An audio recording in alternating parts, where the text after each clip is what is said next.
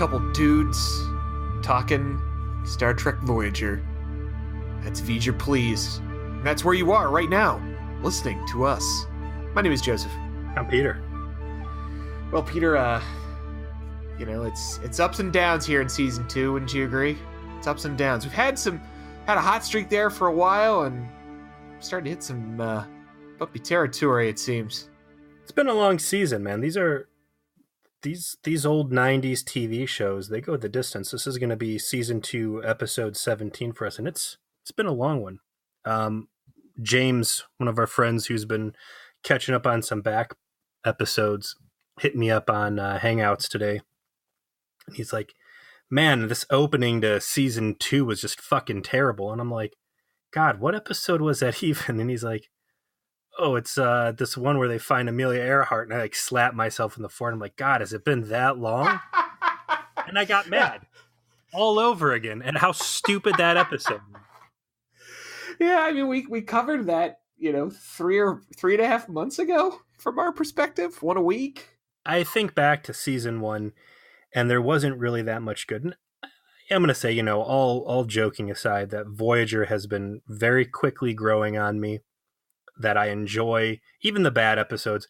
And I think it's a big part of, I've got you to discuss it with. All of our friends who are listening to the podcast, they're discussing it with me. We've got some good dialogue going on, the trauma support group, our Facebook group. So it's a fun community, and it's easy to talk about Star Trek. I like talking about Star Trek, but overall, season 2 has had some very high peaks, and we've been riding high for a while. So getting back down to the valleys has hurt. And him reminding me that the 57s was a thing, and in fact, the thing that they opened season 2 with. The 37s, Peter. They were the 37s. That's how much I hated that fucking shit. you just don't care. I disrespect it. I think this is the first, certified, definite 100% stinker we've had in almost, I think, in the last 6 weeks. Should we look at Voyager maybe not on a good and bad scale, but on a engaging and boring scale? Oh, I don't know. Good, bad, engaging, not engaging. I think we can all agree that season 2, episode 17, Dreadnought, was fucking neither. Peter, how does this episode start? It starts as good as it's going to get in this one. We open up and we've got the Doctor, and we've got Kes, and we've got Ensign, I think, Wildman, who Correct. We discovered a while back. I think that was really the only good takeaway thing. What episode did we find out she was pregnant? I believe it was Elogium. Yeah, that was the only good thing that came out of Elogium. Or the only thing you needed to remember. Yeah. So, they're going over, looking at her baby bump, hitting it with some tricorders, giving it some, microwave once-overs. And she starts discussing what she wants to name the baby. She also lets loose that the baby is not of a human father. And I believe you've said before that was thrown in there to kind of explain how they got 10 months into the trip before she discovered that she was... Or no, I think it was 8 months into the trip before she discovered that she was pregnant. You're going to see a much better bedside manner out of the Doctor. And we can chalk that up perhaps to his bout of the flu. He programmed him himself. But it's a pretty good exchange. She starts gunning through names that she's been considering, including the native language of the father. And then Kes tosses out the name of her dad as a suggestion. And Robert Picardo does a really good job of looking visibly hurt as a hologram that Kes never suggested her father's name to him before. And I think it was something pretty good, too. Do you remember what it was? I don't remember the name. I just remember how, passive-aggressive the Doctor was about how Kes never suggested it to him. It was one of those, the Doctor is still going through trying to find a name. Yeah. We haven't heard that mentioned in, weeks upon weeks upon weeks. I guess that's still a thing. But at least they played it up in a way that was mildly entertaining. So, like you said, it's probably the best part of the episode because at least it was mildly entertaining.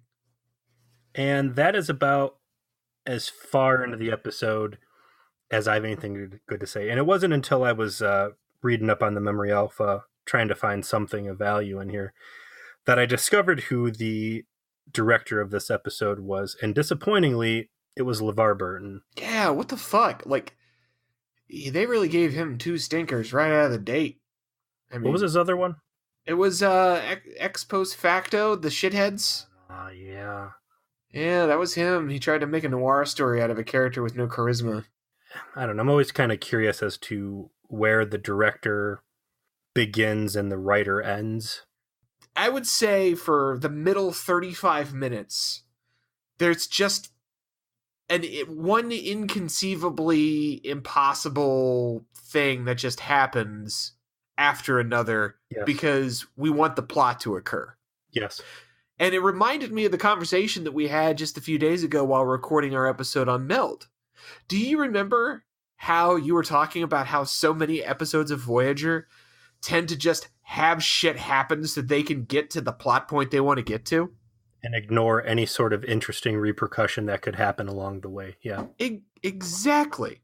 This episode feels like it was constructed to get to the point where B'Elanna is dealing with consequences of her terrorist past. Like, that was the idea, right? Like, we want to create an episode where B'Elanna, as past as a Maquis member, is more explored. We've done that with Chakotay, but we haven't really done it with B'Elanna outside basically the first time we got to know her at all back in season 1, right? So we gotta dial down on this, and let's come up with something that does that, right? That's the idea. And so they come up with just the most impossible, ridiculous ass plot. I'd call it preposterous. Preposterous. That is an excellent word.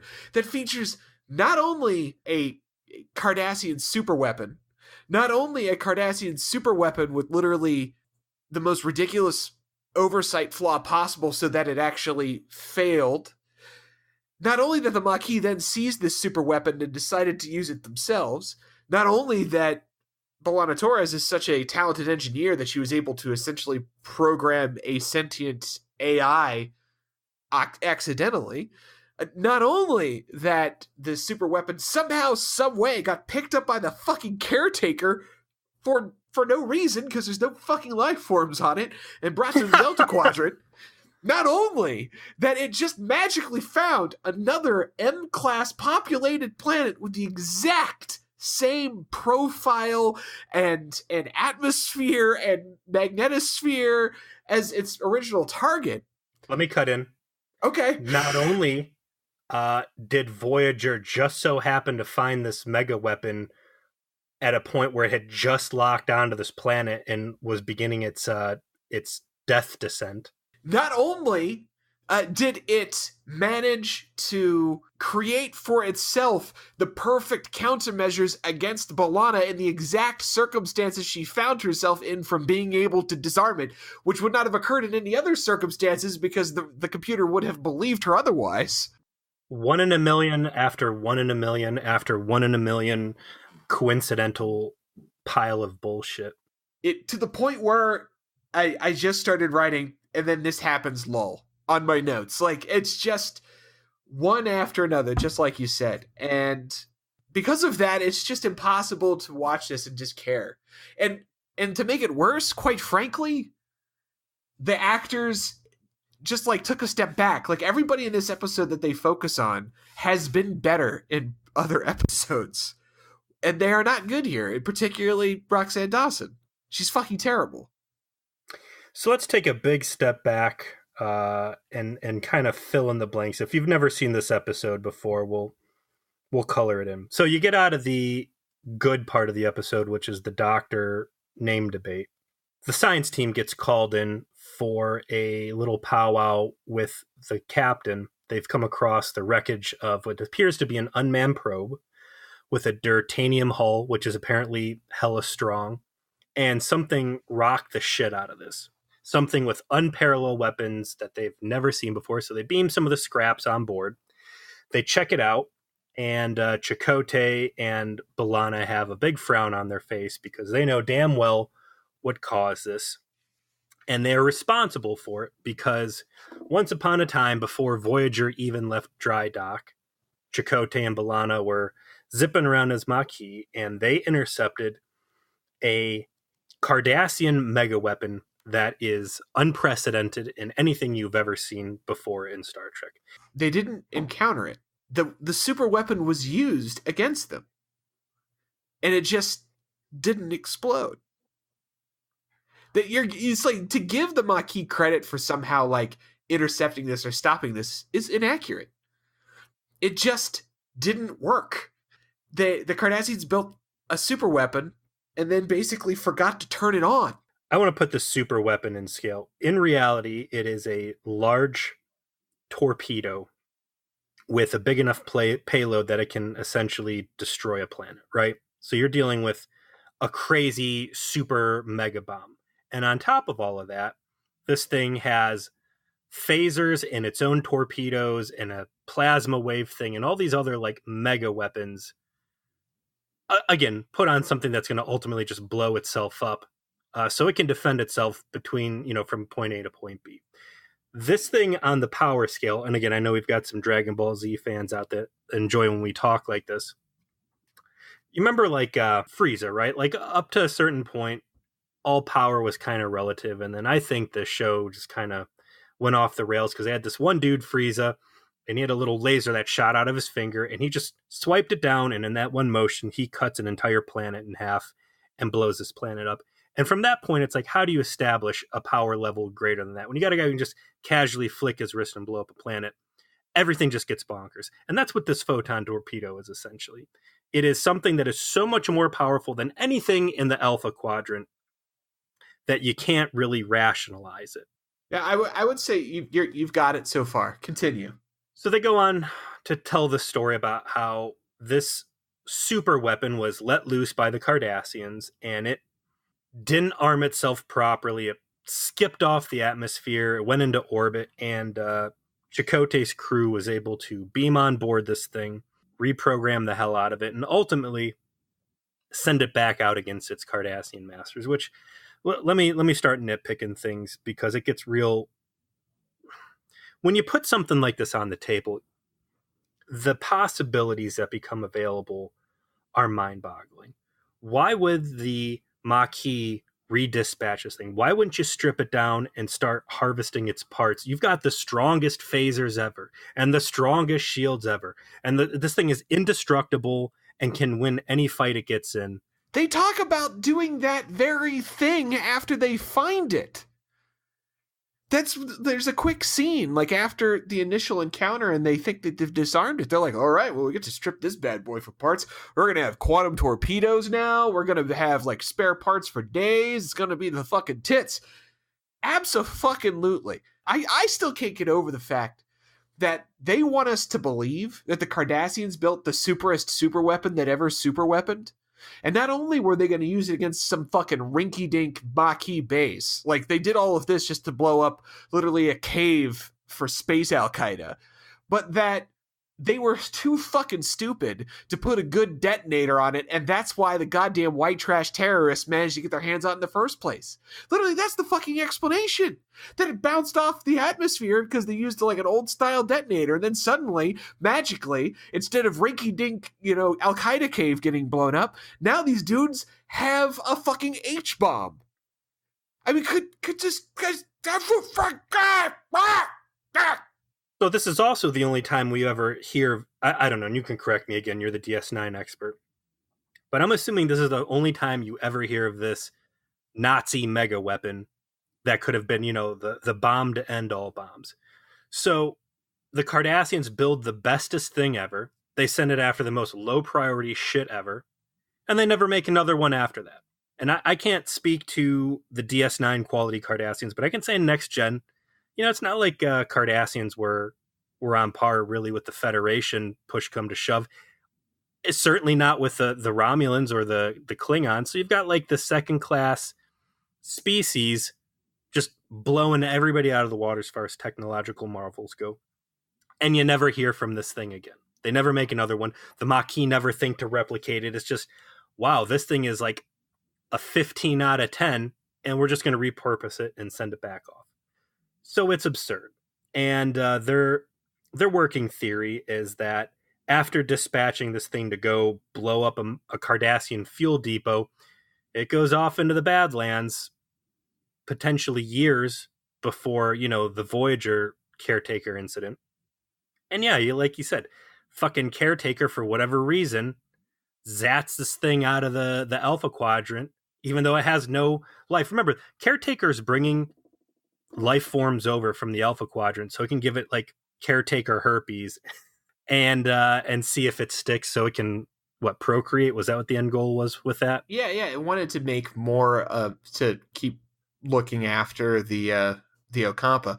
Yeah. And we're supposed to believe that while the caretaker is capable of pulling ships from literally the other side of the galaxy to him in order to check to see if they are compatible life forms for him to procreate with, that he couldn't tell that this was a missile rather than a ship with people on it. Like, and I couldn't do that. And then on top of that he saw that he pulled a missile brimming with weapons, and that itself was explosive enough to blow up a planet, and didn't go, well, shit, this is bad. Let me put this in the sun over here. All right, and we're done with that. Like, I don't want this to accidentally blow up the Ocampa. That would be bad. Like, he was not about violence. Like, he shut down, violence around him. And he's just like, whatever, it's Saturday, I don't give a fuck, that can go off and terrorize. Just fucking lazy, stupid fucking shit. Oh my god. So super duper missile is just free to cruise around the Delta Quadrant for potentially years until Voyager would come to encounter it. So they lay all this out on the table, and at some point during the briefing, Tom Paris busts in with his hair looking bad, and is like, oh, hey, sorry I'm late. And I guess this begins a plot thread that's going to kind of continue with additional aggression between Chakotay and Paris. Because at the end of the briefing, Chakotay grabs Paris and kind of grills him a little bit. And he's like, yeah, okay, sure. We have a little scene with Tom and B'Elanna and engineering while they're working on the problem, where Tom suggests he's just not enjoying being part of the crew, or not assimilating, or something's bothering him, which, we saw shades of this in the tack on bullshit scenes in Meld, where they're not talking about, the ship murder that happened, but instead are engaging in gambling at Big Tom's Discount Sex Farm. Something going on here. They're building something here about Tom and his discontent. What was our better version of Harry Kim Can't Lose? I think our main problem was that you couldn't understand why Tom was going to be friends with Harry Kim. No, like, there was another episode though where we're like, hey, look, that really did a better job establishing the Harry. Oh yeah, it's the Frakes episode that came right after Parturition, where they had the clarinet scene. Yeah, Space Muppets. That did so much good for Tom Paris, because he really nails down this is my second chance in life. Second chances are hard to come by, and I'm going to make the most out of this. And I feel like this is just a big backslide needlessly into, what, maybe I don't give a fuck after all, and I'm going to be moody, and I'm going to be a salty, petulant little bitch. And, all that big talk I had before about, making good on a second opportunity just goes down the drain. So they start going back and forth on that. And during the course of this conversation, B'Elanna reveals that Chakotay lied in the staff meeting, that they did not as a group decide to send this mega weapon off, and that she had basically gone behind Chakotay's back and dispatched this thing to go blow up a planet, and that Chakotay had basically said, you hurt my feelings, and that I thought I had earned your trust and respect, which is a very Chakotay thing to say, so I believe that completely. But maybe that'll excuse, maybe Chakotay did have bigger plans to replicate this thing and make the most out of it, and B'Elanna, just being completely obsessed with AI as much as she is, petulantly went behind his back and did this. I want to point out this is the second time, well, I'll wait till we get deeper. No, fuck it, I'll just say it now. Do it now. The TLDR on this is she gets kidnapped again. This is the second episode within recent memory that B'Elanna gets kidnapped by AI, and it's her own damn fault. Yep.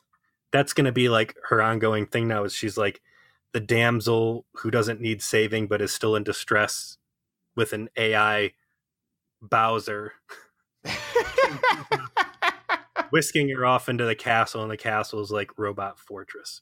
Although I will say, thankfully this time, that even though she did create this AI on this mega missile from the ground up that is not super overtones of, motherly instincts. What was atrocious about all of it to me from this point forward is that Roxanne Dawson sucks. I don't know what your feelings are on her performance in this episode, but starting with this scene with Tom, I don't know what the fuck was wrong with her, that she's just not very good. I was so overwhelmed with how cockamamie and preposterous that the premise of this thing is. It's just rolling a d20 on 20 20 20 20 20 every time. Like, that is how absurd the series of events are here, that you laid out in painstaking detail, that it just kind of checked me out. A lot of the episode from this point forward, because what happens is that they eventually find the missile, even though it has like super advanced radar scrambling false images. Luckily, again, the number of staggering events that line up in the favor to make this episode happen, because it was B'Elanna that had experienced this thing before, and she knows it inside and out, that she's able to counter its every fantastical defensive offensive system.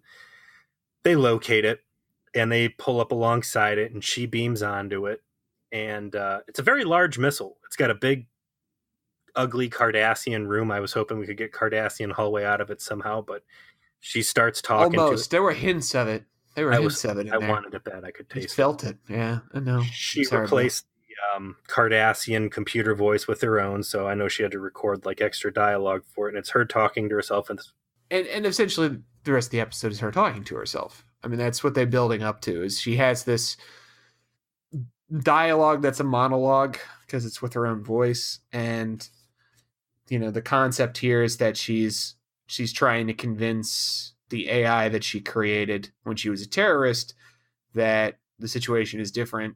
And right now the missile is locked onto, it just so happens to be a populated M-class planet. And they explain it's because it's essentially exactly the same as the planet that the missile was originally supposed to target. And because the AI doesn't believe it's in the Delta Quadrant, it assumes that this new planet is what it's supposed to target. Now, let me say something. The galactic coincidence that would be necessary for those two planets to be so exactly the same, such that this missile can detect all of those things, yet somehow can't figure out that everything else around it, the locations of the stars, the planets that are in the system, the color of that star, any other of a million things that could just be wrong to convince it that it's not locked onto the right planet, all just happen to be the exact same thing, is so phenomenally, stupidly insane that my mind just blasted off to Mars. Yeah, she gets on there. She starts repairing things. She says, hey, look, that's not the right planet. And like, yes, it is. And she's like, well, look, I'm going to fix your navigational array. Now you can correlate that, this is actually the Delta Quadrant. And, here's all this collaborating information. And it goes, okay, you're right. And she's like, cool. Let's disarm you, knock you off of red alert back down to green alert, and go ahead and power down. And we're going to go decide what to do with you. She pops over back onto Voyager. That's where her, Chakotay, and Janeway all decide that, yeah, we're going to strip this thing down, and this is going to be a blessing in disguise, and it's not going to blow this planet up after all. And meanwhile, in the background, there's this Jonas guy who is a Maquis dude, and back on the Alliances episode, he is one of the guys who, along with Hogan, is very unhappy with the way things are going on the ship. And this is the guy who has been attempting to directly contact Seska, Queen of Burns. And they're jerking him around. Is Seska actually aware that this guy is trying to communicate with her? It's hard to tell at this point. I know what the ultimate answer to that is. Well, keep it to yourself. I will. I'm keeping some things to myself that I know are going to happen. I want you to have a little surprise in your life. I'm glad that there's some things coming that you don't know about. Speaking of things coming, I'm going to Dragon Con this weekend, like I talked about last week. And the dude who played Paris, he's going to be there doing a couple panels. And like, part of me wants to go and like run my mouth a little bit, but the reason I think I'm ultimately going to skip is I don't want spoilers. Oh, come on, dude. You got to go tell Big Tom what you think.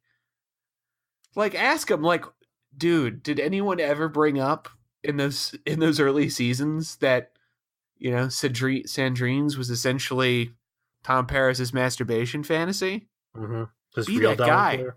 Fucking do it, dude. Anyway, so this Yeah, that's right. Yeah, just pass over my comment. Go ahead, check it out. That's fine. I'll think only a I little bit less of you I have as to a man. have things to look forward to in this show, and I don't know. I'll think about it maybe. But so this Jonas guy, he's doing this like hiding in the closet, sweating feverishly. He's got some sort of red disco light next to his laptop that apparently warns him when he starts getting close to someone being able to detect that he's sending fucking subspace transmissions off the ship. And he's talking to some Kazon lackey, and he starts filling him in like, hey, look, there is this rogue Cardassian weapon, and Seska should know about it for some reason, and, come check this thing out. And I'm like, okay, well, this is cool. We might get Seska involved. Maybe something interesting is going to happen with this. And this dude's like, listen, buddy, you don't get to talk to her. I'm your liaison. You can trust me, and, feeding him a line. It, of course, upsets me that Tuvok is still negligent enough that so many electronic shenanigans are going on Voyager that nobody in the entire ship is noticing these crazy subspace transmissions going out, that Maquis scrubs are running hot game on Federation security protocols. To be fair, these guys are essentially, trained to be able to evade those very procedures. True, but it's like, and we do see that he's got like some sort of like jury-rigged like warning device if when he's about to get found out.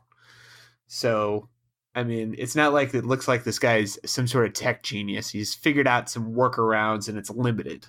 It's happened so many times. It's been the focus of so many episodes that it's just disappointing to see. Whatever. Again, things you got to ignore in Voyager because they want to tell a story where that's a part of it, and God damn it, they're going to make it happen. So just fucking get along for the ride. But the missile, while they're in the middle of talking about how they're going to scrap this thing out and turn, and this is exactly what I'm looking for, is, these otherwise bottle episodes, make it have some sort of an impact. Hey, this episode we're up energy. That episode we lost energy. The ebb and flow of their efforts to get back to the Alpha Quadrant. But this missile turns back on and zips back off on its course, and they're like, what the fuck? How could this have happened? My initial thought is, okay, Jonas reached out to Seska saying, hey, Black or Ebon Hand operative, or what, Ebon Order? Obsidian Order. Obsidian Order operative, one of your crazy super weapons is actually around here. And maybe she was like, oh, that fucking thing. Great. We can use this and do terrible Kazon things with it. And it was just Seska remote hijacking it from under their noses, and she was going to rub Voyager's face and shit again. But no, it's not that. It's the ultra intelligent yet fundamentally stupid AI on this missile just basically faked B'Elanna out and waited for her to think everything was cool, beam off, and then, zip back along its course, because now clearly it thinks that she's compromised. Before we jump... Number one, if Seska had hijacked this thing, she would have, run the Delta Quadrant like a fucking G from that point forward. Yes. And the show would be over. It would be the Seska show now, which would be an improvement. Yes. And two, I don't want to like say this is the quote unquote good part of the episode, but the idea of, B'Elanna essentially stumbling, ass backwards into programming an AI that now has adaptive thinking does have some precedence in Star Trek. I think we even mentioned it where one time Geordi accidentally created a super intelligent sentient AI in the holodeck by asking it to make something that could beat Data. Yes. So like, and like the idea that B'Elanna accidentally did this by, being too smart for her own good and how she was programming it and made it adaptive to circumstances and make its own decisions as a consequence. Man, like there's some untapped territory there that could have been interesting, but instead it's just used to escalate this plot of the week and is never really addressed in any kind of depth. It is the most reasonable plot turn in this episode.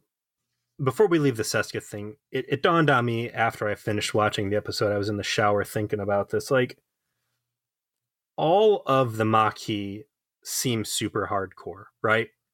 And I think this episode kind of sheds more light on that. Meld started touching on, you've got really scummy people, like for real scummy people, like Lon Souter, a serial killer, running the ranks in there. And they're all super against the Maquis.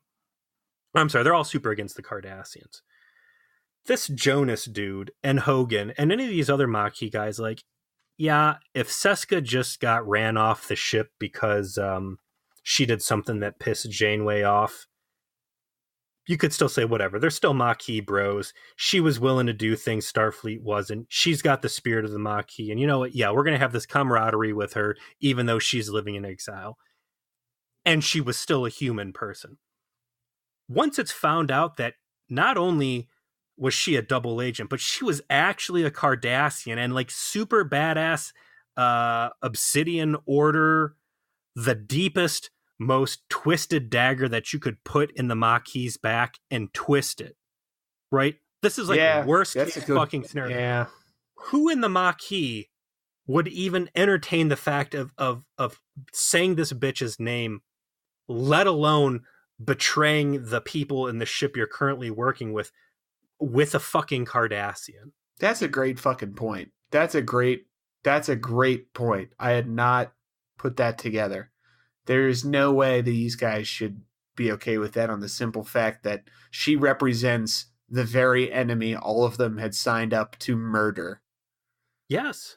And it really pulls the rug out of this entire Jonas, Benedict Arnold subplot. Like, she is the antithesis of their sworn life mission. So whatever. But I thought it would have been cool if Seska would have had a bigger role in this. She didn't. And ultimately, like, Chekhov's gun. What the fuck? Why bring Seska into this episode to hijack this missile? And then they don't touch it again the rest of the episode. That is the end of Seska, is the end of Jonas's conversation. That is correct. It's run one scene, and let's wrap up the actual discussion of what happens. Not a whole lot left, to be honest, because a lot of it's more B'Elanna talking to herself through the computer logic game nonsense. But there's some local lizard people, and the local lizard people get in touch with Voyager. What's her face? Janeway, still thinking they've got control over the situation, just reaches out for a heads up. But these lizard people, they're on Next Door. I just was about to say it. They're reading Delta Quadrant Next Door, and they have seen the hot commentary from the Kazons. And, Voyager's got a reputation, and they immediately interpret what's going on as Voyager is threatening them with a missile, not warning them about it. And there's actually some real subtle shade, because they have some subsequent talks, like when shit goes bad, and they're like, well, we don't have much in the way of weapons. We don't invest our time and energy into destructive things like your people do. And then like the way he like delivers it is actually kind of cool. Like that he's just exasperated by the fact that whether if they're personally responsible or not, this part of space that Voyager is from has all this ridiculous super weaponry. Is just flummoxes this guy. Like, oh, this just isn't something we do around here. Why would you, when you've got marauding Kmart Klingons and organ thieves and warring robot sex bots and all the other terrible shit that goes on the Delta Quadrant? Like, that's the inconsistency for me here. Like, where does Kazon space begin? Where does it end? It seems like they're just all over the fucking place, and you've got some really dangerous, terrible things floating around out there that are extremely warlike. And then you've got these extremely peaceful dudes that would just seem like entire planets of organ farms for the Vidians to just completely subjugate. And I get why they're in this episode as peaceful people who are caught unaware, but it's like they don't really fit into the Delta Quadrant profile.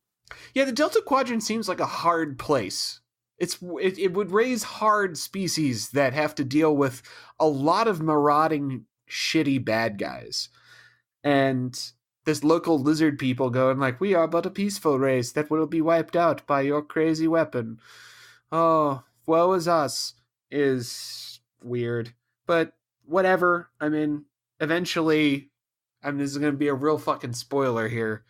B'Elanna gets back on the missile and starts working a solution, and the peaceful lizard people get all their ships blown up when they try and intervene.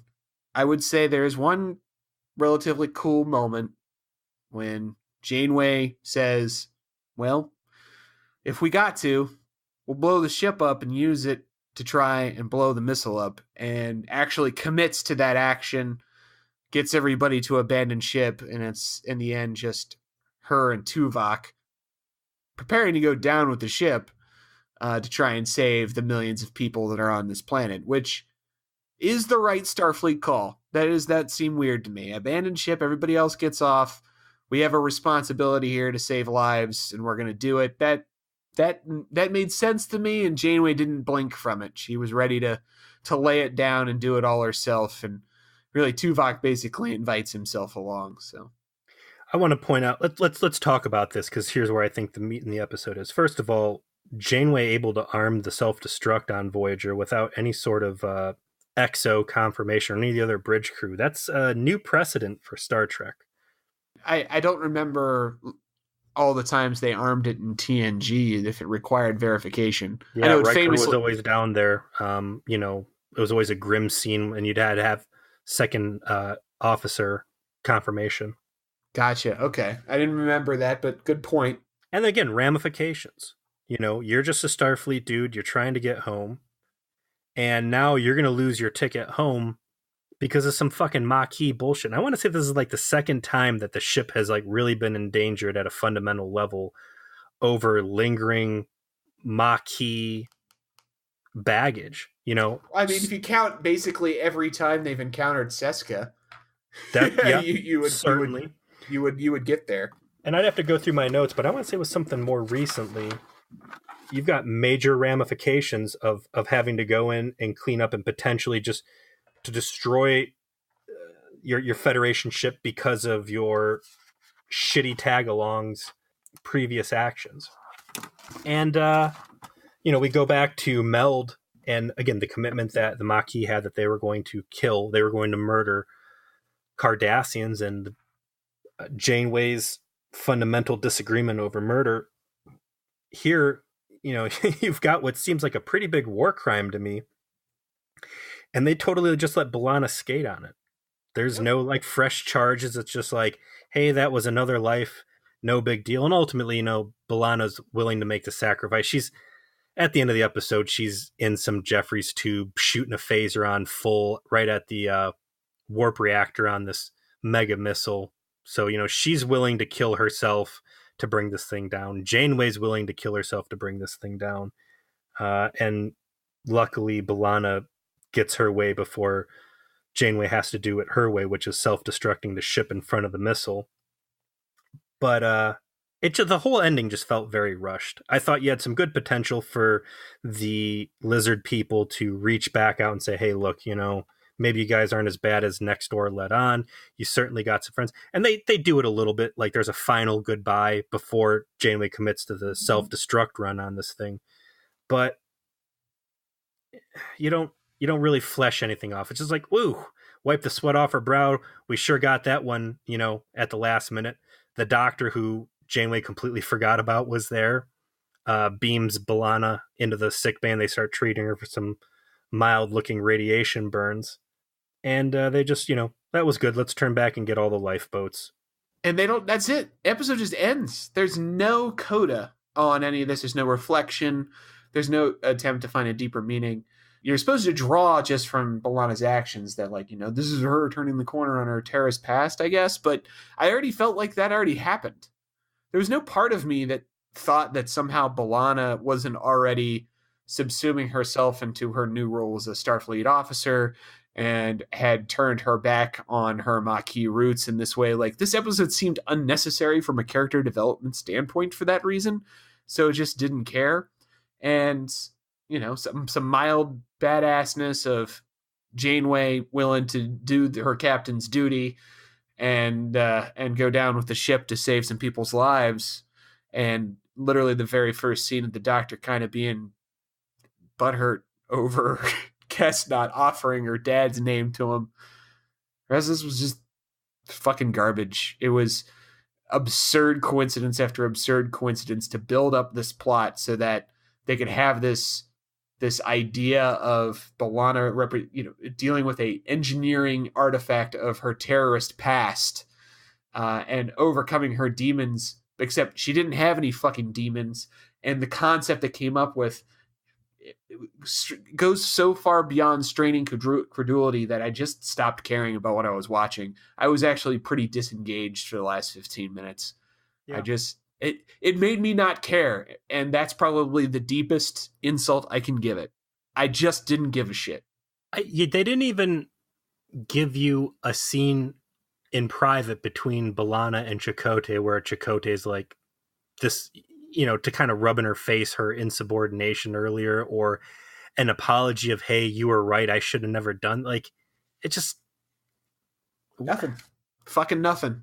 It doesn't have any of that. I think there's the scene with Tom, and then there's one scene in Transporter with Harry Kim, but working with Garrett Wang in any circumstance, it's just two charmless pieces of wood just banging together. How do they even if this thing had mega shields, how do they even force B'Elanna back in? There's no it's just no fucking explanation. So we want this thing to happen, it's gonna happen, doesn't matter how preposterous it is. Here, go out and force it to happen. My biggest takeaway from this entire episode, I think, is Voyager dumps a shitload of torpedoes on this thing. It does. They shoot a shit ton of them at it to try and solve this problem to no effect. So between this and Alliances, there have been a lot of photon torpedoes diminished, and I don't know if that's going to come into play later on, but whatever. This is just a fucking wet fart of an episode. Bro, what's the next wet fart? I hope it's not, man, because this is going to be season 2, episode 18, Death Wish, and here's again where I regret that Netflix shows the stuff it does, because right there in the picture, man, John DeLance, Q. While Voyager investigates a comet, the crew accidentally releases a member of the Q continuum who has been imprisoned for over 300 years. Yeah, I mean, you heard Magic Letter. Whether you saw the thumbnail or not, you know what was going to happen. I'm down for some Q. Mm. Please don't make that noise, Joe. I need this.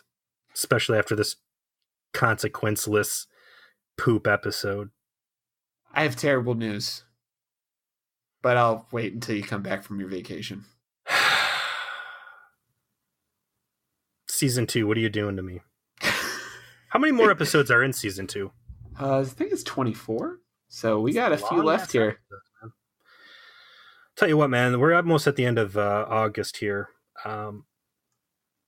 Let's talk about doing the live broadcast next month. This has been a super crazy month for me between moving and work and conventions and other stuff. I'm looking forward to connecting with some of the fans out there. Hopefully we can get some good laughs out of that. Hopefully we can get some good laughs out of Death Wish. I didn't even feel like there was anything in Dreadnought that was even comic worthy. And that draws me into a bigger part of my problem with this episode. This is where I was afraid we were going to end up, Joe, when you suggested Voyager, because there's nothing production wise wrong with these episodes anymore. There's no more phaser dick. I'm not seeing Cardassian hallway episode after episode. There's no outstanding bad extras or anything that's an easy low-hanging fruit to slam dunk on. It's produced good enough, and it's just let down content. You know what I mean? Yeah, I know what you mean, man. And and there's some real fucking gems. I mean, obviously we took a pass on Threshold, which has we're going to readdress that when we can get together and do it properly. That's a fucking absolutely goldmine. Just amazing. I cannot wait to watch that with you. There's an episode coming up. It's the second season. It's called The Thaw. That is almost as bad, in my opinion, and also a delight to observe. And I cannot wait for us to go over that. There's some funny bad out there, but yeah, it's just 90s mediocrity, man. Like, that's mediocre TV, just bland oatmeal episodes. And this goes back to what you and I talked about when we were, I guess, before we even did the first episode, when we were just discussing the premise. And I said, like, this is the unloved child of Star Trek, and it will be interesting to go through why it's that way. Like, how did the show go 7 seasons in the heat of Star Trek's biggest popularity and come out the other end a property nobody likes? Nobody loves this show. Not really. I mean, there's some diehards on Trek BBS and other places, but I mean, people who like it or appreciate it, they don't love it. No one loves this like they love a lot of other Star Trek. And we're seeing why. We're seeing the answer to that question. When you gotta trudge through the dreadnoughts of the world, it's just a charmless, boring, stupid episode, poorly written, badly directed, terribly acted, that just kind of ends. That's going to lead to some lack of love, Peter. Yeah. Well, any closing thoughts on this stinker? Nah, man. I just want to know if you actually found a rule of acquisition for this. I'm split between two. We're getting down to the last couple ones here. We've got some big ones, but there's a lot of talk about Latinum, and we're not really encountering much of that. This rocket ship, it had a one-track mind, and that one-track mind was to go find Malachor 5 or whatever and blow it up. See, we got fans who are going to really enjoy the deep nerd cuts like that, my friend. Yeah, it's going to go take this thing out. Common sense be damned. So, Ferengi rule of acquisition number 16. A deal is a deal. That's true. I'm starting to stretch here, but I'll take it.